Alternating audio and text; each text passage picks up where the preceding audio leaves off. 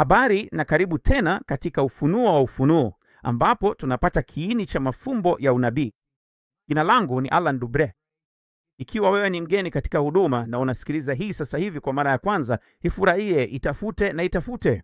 Lakini pia kumbuka kurudi nyuma na kutazama hizi kwa mpangilio moja baada ya nyingine. Tuliziunda ziwe za ukubwa wa kuuma ili watu waweze kuzipokea, kuzitafuta na kuzitafuta. Na kama unapenda mafundisho haya, penda, shiriki na jisajili.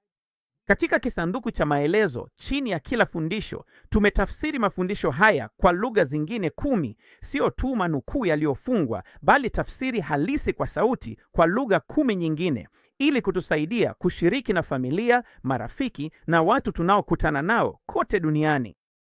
Kwa hayo, katika fundisho lililopita tulizungumza kuhusu ufunuo tofauti zilizopo ndani ya Injili za muhtasari za Mathayo, Marko na Luka.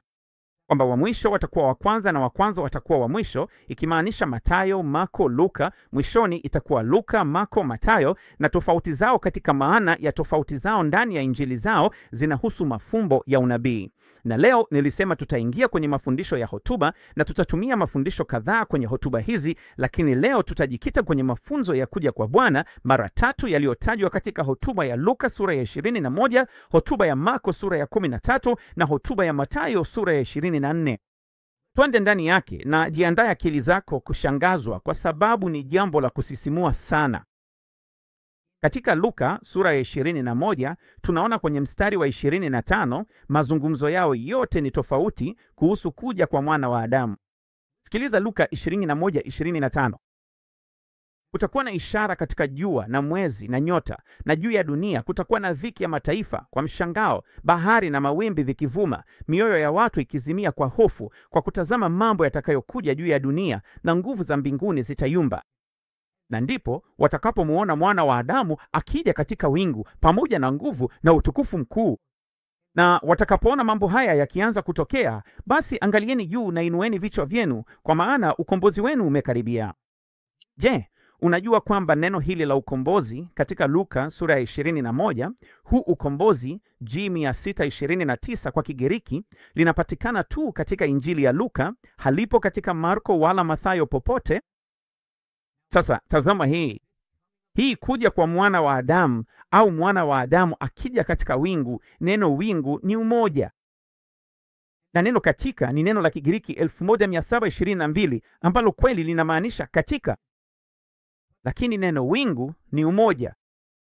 Sasa tazama hili katika mafundisho ya Marko sura ya 13. Sikiliza jinsi inavyoelezea. Katika Marko 13 kuanzia mstari wa 24 inasema, lakini katika siku hizo baada ya dhiki hiyo. Kwa hiyo sasa una neno dhiki ambalo utaona linapatikana katika Injili ya Marko na Mathayo. Lakini unajua neno dhiki Kigiriki 2247 haipatikani popote katika Injili ya Luka. Kuna sababu yake, lakini nasema baada ya dhiki hiyo sio mwisho wa dhiki zote. Hadi wakati huu ndivyo inavyosema. Hiyo ndiyo maana yake, baada ya dhiki hiyo. Angalia inavyosema, nyota za mbinguni zitaanguka. Kumbuka hilo baadaye kidogo. Mstari wa 26, sikiliza hili. Kisha wataona mwana wa Adamu akija katika mawingu. Ni ile ile Kigiriki 1722, lakini mawingu ni wingi, sio kuja kule kule kama kwa Luka. Ni tofauti kabisa. Sasa uko tayari kwa hili? Twende kwenye Mathayo sura ya 24. Katika Mathayo sura ya 24 tutaanza na mstari wa 27, na utataka kukumbuka mstari huo kwa kile nitakachokuonyesha baadaye. Katika mstari wa 27 inasema, kwa maana kama umeme utokavyo mashariki na kung'aa hata magharibi, ndivyo kutakavyokuwa kuja kwake mwana wa Adamu. Neno hili la kuja ni maelezo ya kuja halisi kwa mwana wa Adamu, miguu yake ikishuka juu ya mlima wa Mizeituni, atakapoonekana kutoka mwisho mmoja wa mbingu hadi mwingine. Neno hili G3952 limetumika mara 4 tu katika Injili ya Mathayo, na mara zote 4 katika Injili ya Mathayo iko katika sura ya 24. Neno hili ambalo limetumika mara 24 kwa jumla katika Agano Jipya halipatikani popote katika Luka au katika Marko.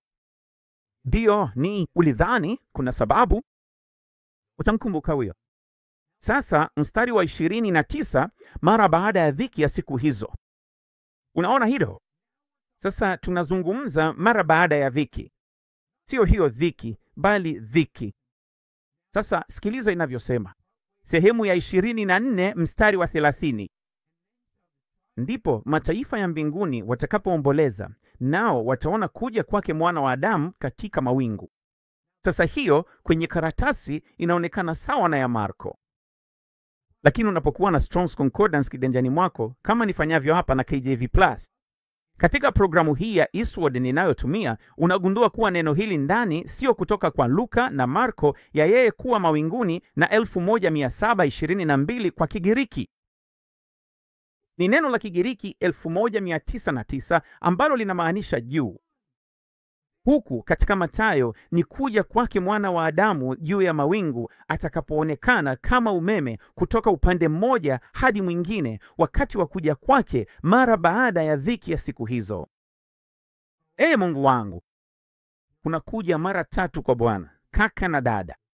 Na nikuthibitishia zaidi kidogo, katika Luka sura ya 17 kuanzia mstari wa 24 tunapata zote 3 zimefunuliwa.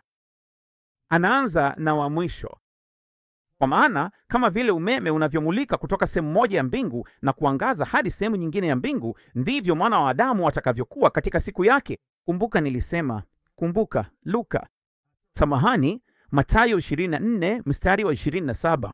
Hii ni juu ya kuja kwake kutoka wakati atakapoonekana kwenye mawingu kama umeme kutoka mwisho mmoja hadi mwingine. Anaanza na hilo katika mstari wa 24. Lakini basi sikiliza anachosema katika mstari wa 25. Lakini kwanza lazima pate mateso mengi na kukataliwa na kizazi hiki. Maana yake ni kizazi cha mwisho. Na kama ilivyokuwa katika siku za Nuhu, ndivyo itakavyokuwa pia katika siku za mwana wa Adamu. Walikuwa wakila, wakinywa, wakiwa wake na kuolewa, hadi siku ile Nuhu walipoingia kwenye safina na gharika ikaja na kuangamiza wote. Hiyo lakini kwanza sio hadithi ya Nuhu ya Mathayo 24 mwishoni mwake. Ni ile inayorejelea kitu kinachotokea mwanzoni kwenye lakini kwanza, na inawakilisha siku 40 za gharika ya Nuhu wakati machafuko yanapoanza. Sasa uko tayari kwa hili?